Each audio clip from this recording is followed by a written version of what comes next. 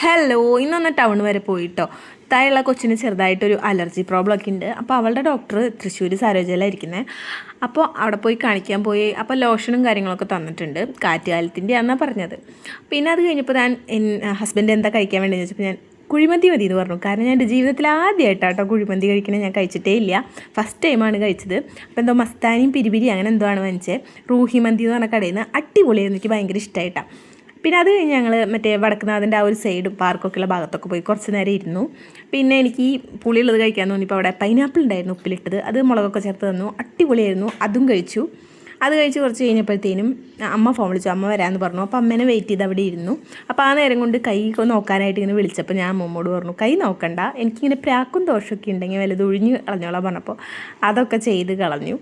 അപ്പോൾ അങ്ങനെ നമുക്ക് അതിലൊക്കെ വിശ്വാസം കേട്ടോ.